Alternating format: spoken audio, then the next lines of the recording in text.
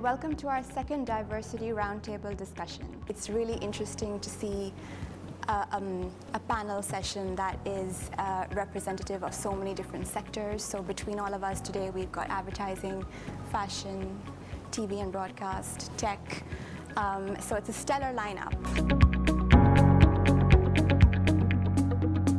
Advertising has always been about reflecting culture, and if the culture is out of sync with what the audience is, you're going to have ineffective work. So in a lot of ways it's a business need that's really kind of driving that. So we launched in 2015 our 360 Diversity Charter, which is where we made some pretty serious commitments across all the key areas of diversity, and I think that was challenging us on two levels really.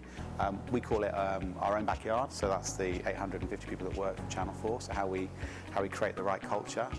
We absolutely believe that if we have the most diverse group of people working for us, not only will we create better ideas, but actually you can't expect those people to make programs. And I think the second part was really what we can do on screen. So that whole point around representing your audience is exactly what we're about.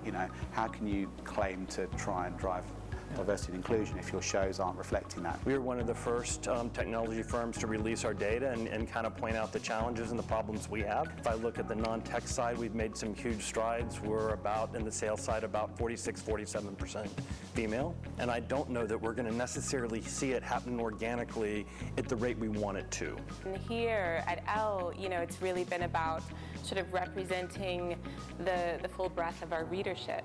And then also just working within the fashion world, also just sort of like helping people to sort of understand the importance of really representing the consumer base as well. And so, I grew up, from a really small age reading magazines, and I didn't always see myself represented. And there is an expectation as a consumer to sort of see yourself, whether it's consuming a magazine or looking at a clothing line. If you look at kind of representative on the catwalk and also in our designer showrooms, then we're at about 30% that are non-British. London is our heart. We are London Fashion Week. London has come a really long way. I mean, London Fashion Week just had its most diverse season ever.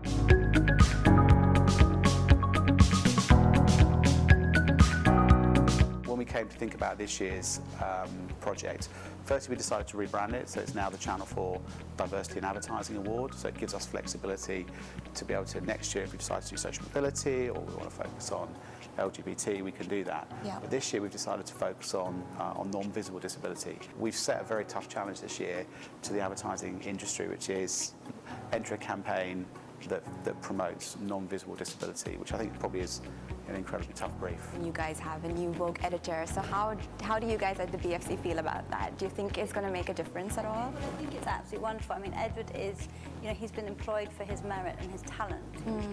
He's a creative visionary, not because of the colour of his skin, but equally I think that message is a really solid one. Yeah. And it's really positive.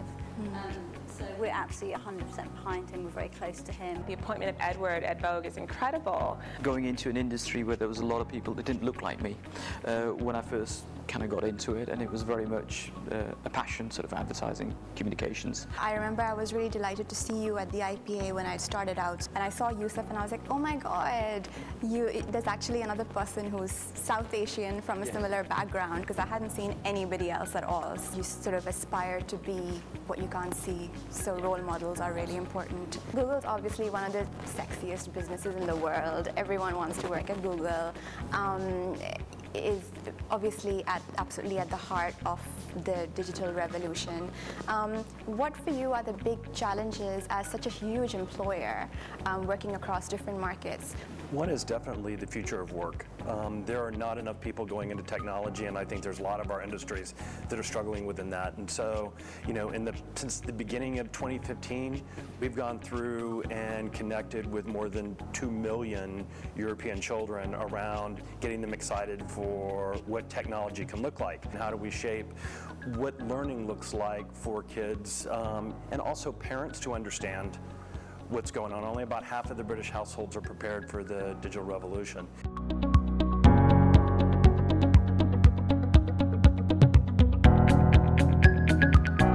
The issue of cultural appropriation, which tends to come up a lot. It's come up a lot this year as far as campaigns and things like that go, and I think that's just a really easy, foolproof way to avoid that. If you have people in the room who can just raise a hand and say, this doesn't necessarily feel quite right, like, I think that goes a long way. Ultimately, there's three people in the chain. There's clients, there's practitioners, and there's audiences. And whether you're on content or whether you're looking at paid content on our side, you're always trying to find the audience. And what you need to be able to do is really to be able to tap into that cultural zeitgeist. So we are, with the fashion industry, it is about global access, it is about visibility, it is about diversity, inclusivity, and so I guess this year is about launching Positive Fashion, which is about helping brands and business to become more diverse and also to educate our future designers on becoming more diverse. We've got multiple products that have more than 1 billion users, and so there's only about 70,000 people that work for Google, and so there's a real challenge built into how do you make products that are universally accessible for a global community, and so being able to embrace those nuances, because people expect to see themselves in the products they use, regardless of whether they even know what they want yet. Social mobility, you know, that's the next big thing for us.